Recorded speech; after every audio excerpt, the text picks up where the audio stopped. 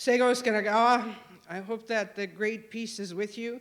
I want to acknowledge my ancestors and the ancestors of all the First Nations who took care of this place so that you can walk on it today. I entitled this Strangers on Our Own Land.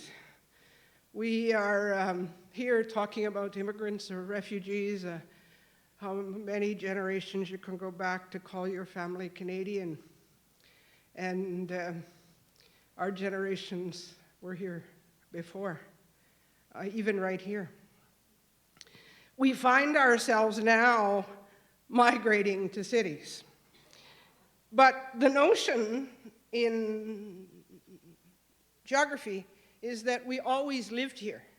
There is no metropolitan area, city, or town in this country where First Nations people weren't there. On account in the early years, people couldn't make it. They needed help. They needed support, and we provided that.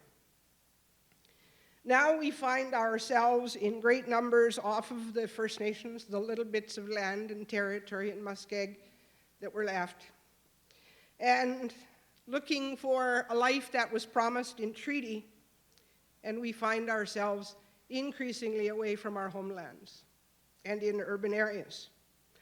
We're not over there, which is how First Nations is really seen in this country. We're over there somewhere. Somewhere. And every once in a while, there's a demonstration. Our women go missing or murdered, or something pops up that says, oh, maybe they're kind of closer than we think. In Ontario, 80% of us do not live in northern and remote communities. We live in large urban centers, 80% of us. That's a similar population to Ontario, that only 20% of you are rural and remote now. And so we're here. And what does being here mean in the context of cities of migration?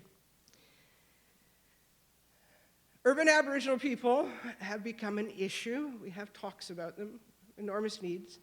We don't always share the same qualities of life, and we don't always have the same supports. It's changing. We're your neighbors. Across the fence, or now in my new condo, as I'm moving towards an empty nest, my neighbors have to smell me burning sweetgrass and medicines.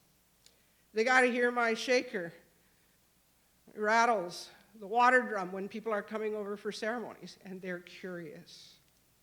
They're very curious. But they don't know how to engage in a conversation. And if we cannot talk, we cannot learn about each other. And we can't be so polite and so small L liberal that we can't say we don't know and we don't even know how to use the words. We must. So I thought, besides that little shift perhaps in the mood of the room, that I would talk about what the Post-Truth and Reconciliation Commission's report has to mean for Canada.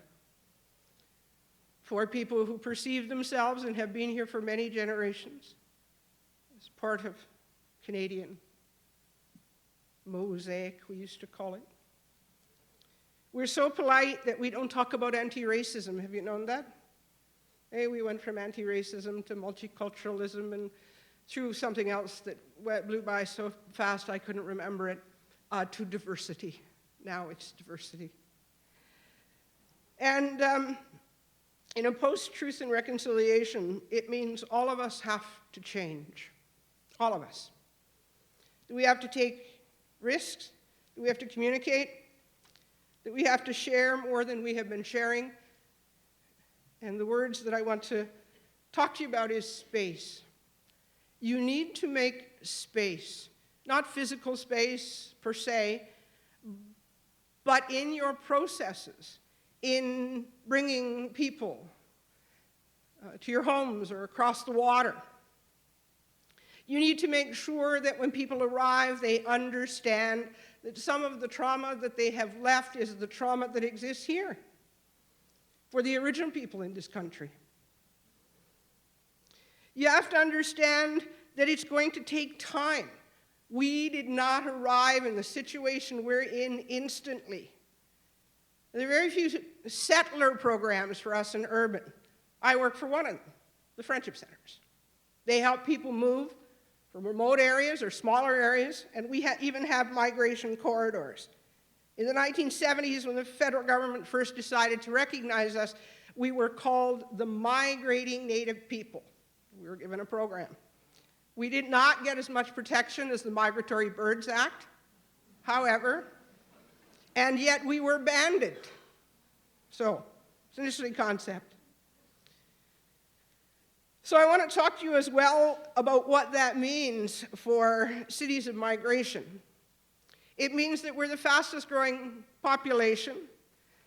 We're not going away. In Ratna's words, we're almost refugees. We can't go home either, because home doesn't have clean water, it doesn't have housing, it doesn't have employment, it doesn't have education. In terms of post-secondary, it doesn't have the same standards of living. And those are things that we believe, and I hope you believe, are basic human rights, and all human beings should have them. We also need our own ability to govern ourselves. And that's the scary thing. It actually doesn't mean we're going to take your cottage or your house. But it does mean that there must be a reconciliation, and that newcomers, that immigrants, that refugees, and each one of us in the room, myself included as a First Nations woman, needs to educate ourselves about the relationship, about the migration, about the space for the conversation, so that institutions, when they come, so that things like the Citizenship Act and the Immigration Act can be yet again amended so that people at least understand when they arrive that there's an Indigenous population. So we're busy migrating. We're busy creating a population. We're asking you to make some space for the conversation. Daneto.